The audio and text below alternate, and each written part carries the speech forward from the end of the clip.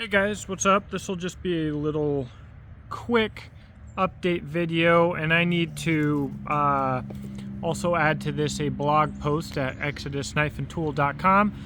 I'm getting your orders out. If you didn't know, at this point, hopefully if you pay attention or watch this channel, you know, but I had a big drop of knives at Exodus Knife and Tool on Friday. We got about half of those shipped out. So if you have not gotten shipping confirmation, you probably most likely will by tomorrow. If not tomorrow, then the next day as I get more orders. You know, I don't know, whatever. But those are going out. We still have some knives in stock. I have a very small amount of A2 jackalopes left in stock. And let's see here. We've got high vis, and I still have a few ferro rods and ferro rod holders to go out for free with the high vis jackalopes. So, excuse me. Feel free to check that out. ExodusKnifeandTool.com. Now, what I really wanted to do is let you guys know about some exciting things that are coming up here. One of those things is, if you're a real OG on this channel, you may remember the SuperKhuk. This was a collaboration. Well, I did this with Dry Creek Forge. It's been a long time, and now I'm going to do this in collaboration with Dry Creek Forge. And so what we are doing is I had one blank left over from our original run in 80 CRV2 of this giant Americanized kukri. I originally designed this kukri to go with me alone on the History Channel for Season 2. I went to the boot camp for that, but did not ultimately get chosen to be on the show. So that's not where the kukri went, but that was the original intention. Big old kukri, 11.5-inch blade, something like 17 inches overall length. So I would like to do runs of this knife with Ross Gammons at Dry Creek Forge yearly, or twice a year maybe, for Blade Show, and you know, to get this out a little bit more. The knife used to be what I was known for. It has a cult following. It's incredibly difficult to get one of the original ones that was made. So this knife coming up is going to be a very fancy, very special one, being the last blank from the original run. We are going to auction this, and the proceeds from the auction are going to go to paying Ross and then buying steel for a batch, not a production run, but a batch, you know, maybe another 10 of them, 5 of them, whatever the case may be.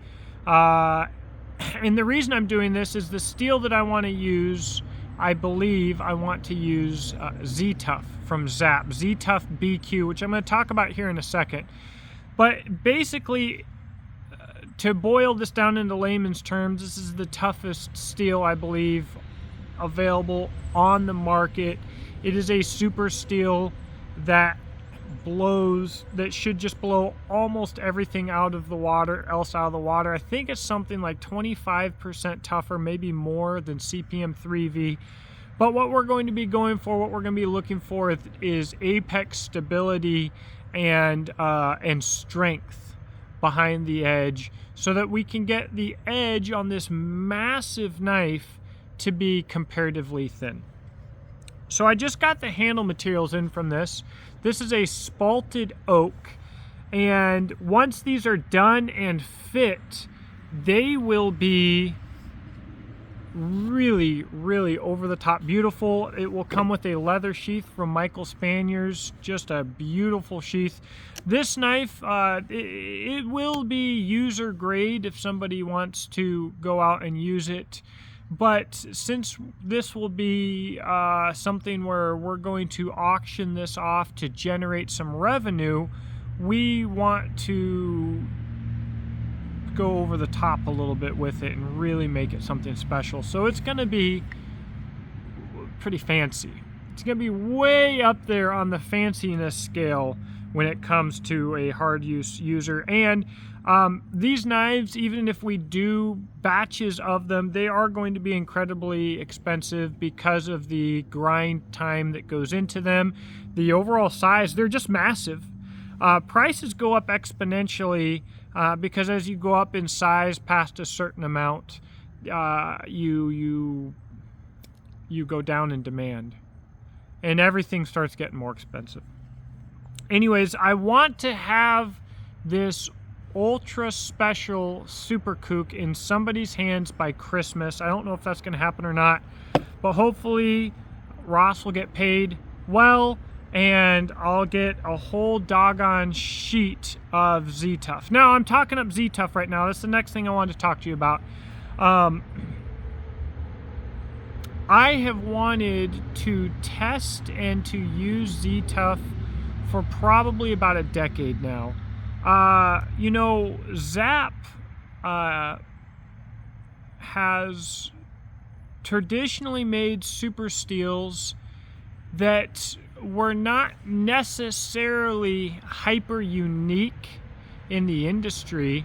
They were, but the source of Zap steels was a lot more exclusive. So, you know, what I mean to say is, not talking down anybody else. Bowler or CPM steels are fantastic. But if one of these companies is a Corvette, is a Ferrari necessarily better at the track, depending on the model? You know what I mean? Are you getting more bang for your buck, or are you getting a doggone Ferrari? And it goes beyond Ferrari with Lamborghini, and it goes beyond Lamborghini. You start getting these niche manufacturers of vehicles. Are they necessarily better? You know, I don't know. That's what we're hoping to find. But that has, in the past, kind of been Zap's wheelhouse. And I think the only company in my wheelhouse that I know of that used Zap steels very much is Miller Brothers, and they traditionally used Z-Ware. I don't know of anybody who uses a lot of Ztuff. Now, I am in direct contact with Zap. They now have a U.S. plant, and I think the accessibility will be easier. The difficulty in the past was you might not find the amount of steel that you wanted, or it might be in the wrong thickness, and it was always expensive. Now I think I can work directly with the manufacturer and get the thicknesses and the sizes that I want. And so what I need to do now, I've got this is gold, guys. Like, you don't even know how over the top excited I am about this.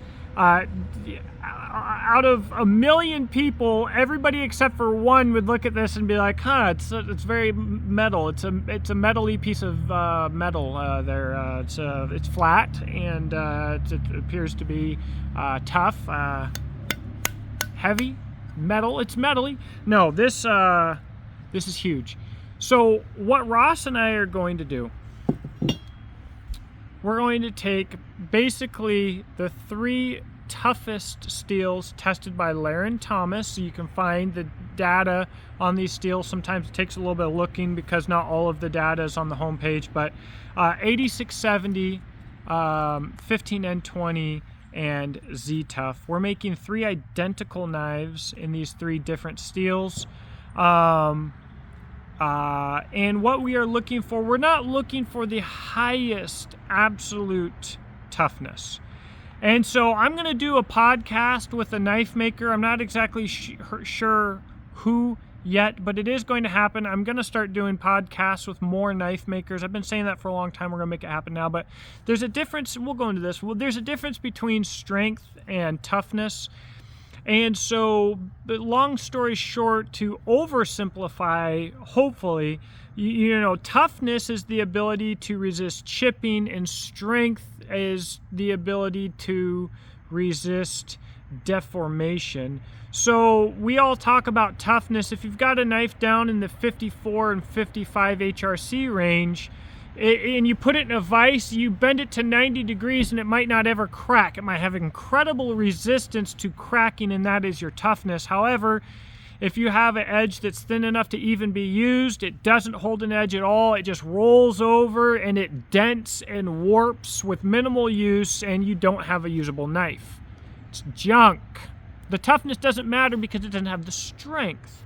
Now you run that hardness up, and you start getting to a point where you can hold a thinner edge and you don't have denting or warping or some of these other things. But as you keep running it up, now you start having microchipping and macro chipping and all kinds of other concerns, and ultimately breakage. All right, so what I want to do, it seems like the whole knife industry is just geeked out on edge holding right now. And so they want to run hardness as high as possible, and they're willing to run a really weak steel and have a really thick edge so that they can brag about the amount of edge holding that they have, which makes it horrible for cutting and worthless as a blade. But this is the trend at the moment, is searching out this edge holding. I don't care about that a bit. I really don't. In fact, the entire trend, and it's really sad to see people who are viewed as industry experts chasing steel and chasing hardness and chasing edge holding as hard as they do, because for the end user, it's all ignorant because your edge geometry cuts. So you need to be able to have thin enough edge geometry to cut efficiently, continue cut efficiently even as you dull to some degree. And having the sharpest knife ever doesn't matter if it just doesn't cut for piss, because it creates too much friction in any cut that matters because the edge is too thick or the grind's too thick, what have you. All right, so what I'm going to be going for is, I'm guessing what we're going to go for here is 15 and 20. We're probably going to be going at about 61 on the Rockwell scale, 8670, probably 59.5 to 60. To reach our peak toughness level, in the hopes that we can get a balance between toughness and strength, where the strength is incredibly high. We can have a very thin edge that can endure a ton of abuse without rolling, without bending, but not so high that we start to get chipping. We're looking for this balance, and I think a balance like that is what people should be looking for. And I think the primary thing that they should be shooting for is a proper edge geometry, and finding out what steels and what hardnesses can handle the right edge geometry for the job, and go from there. And instead, people start with a knife steel that can sell, and following the trends to get the sales, and then making it work from there. That's not how we're going to operate. So, and then I'm not sure what hardness we will run this Ztuff at. I might ask Laren Thomas for his opinion. Guys, I am a patron of Laren Thomas, Knife Steel Nerds. If you do Patreon, I would highly encourage you to go support Laren Thomas and his Patreon. Even if you don't, everything that he is, an actual scientist, an actual PhD who works a full-time job doing metallurgy, and this happens to be his passion. And he's not some guy making millions of dollars squirreling research away for some company through Knife Nerds. He's making all of his findings and test results and scientific data public and free to everybody. And you really just don't get that. I hugely appreciate it. I think what he's doing is amazing, and I think that he is underappreciated in the industry. So consider checking that out. And if you want to see a little bit about what I'm talking about, I'll go ahead and put a link in the description box below to Knife Steel Nerds. You know, and some of the thing is, whether you're watching Joe X as he destroys knives and baits on steel rods and granites and stuff, or whether you're reading Knife Steel Nerds, a lot of times you need to have the practical application and the wisdom from time and use to make the data make sense sometimes. But if you can get the data you can be less likely to fall for the marketing. It's a great first step if the practical application was not a first step. So Knife Steel Nerds, absolutely fantastic. I am over the top excited about this. This might be one of the most exciting things that I've ever done on this channel, and that is nerdy. It should be embarrassing, but you know, we're gonna really do our best to get some valuable data here. It's going to be not as scientific as anything Larry and Thomas does, but when I make this choice for a knife steel when it comes to combat knives and to survival knives and large knives and stuff like that, it's going to be driven by not only by data and professional input and experience, but also by first-hand experience and stuff like this. So you know, because at the end of the day, you know, there are always little cliques, there are always little power circles in every industry and everywhere and everything.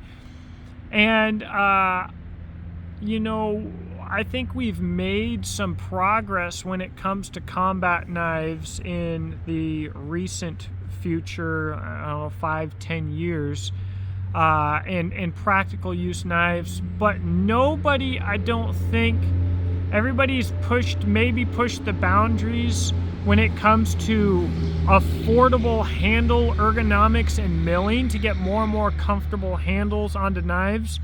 But you take the most expensive, most highly acclaimed combat knives on the market today, and with modern super steels and all of the data and info that we have today, and they're not doing more with the edge geometry and the things that matter than we were in, like, what, World War II? We're not actually progressing.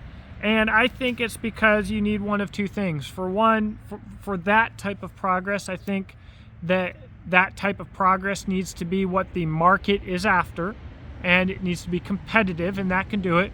Or you need to have some freaking super dork who doesn't care about chasing the market and making the millions, and who is just really autistically driven to accomplish something. And I guess that's where I'm at, is I would bet in the comment section below, you know, in the 1,000 views that maybe we'll get in this video, I would bet that 5 people total will have ever heard of Ztuff, or any of the other steels in the similar Vasco die family of steels. So Ztuff or CPM 1V or CD number 1, coin and die number 1. I've always been interested in Ztuff. I am more interested, I'm doing some 1V knives here fairly shortly. I'm hugely excited about it. But for my testing, I'm more interested in the Ztuff and the CD number 1 than I am the 1V because of the nickel addition. And so nickel might limit your potential hardness that you can get, which can limit your peak potential strength. However, nickel gives you a huge boost in toughness. And so I like my nickel steels. I like seeing some nickel in there. So I didn't actually intend this to be a long rambly video. I actually intended this to be a really quick, non-rambly update video. But here we are. That's what I've got. And you know what, we'll just cut it there. Thank you for watching. I hope you have a blessed day. I'll have links in the description box below, to include the first link at the top, which will be a link to Knife Steel Nerds. I might also pin that link in the comment section below if you have watched this far and if you are one of the weirdos who is interested. I'm here for the weirdos. Have a blessed day. Talk to you later.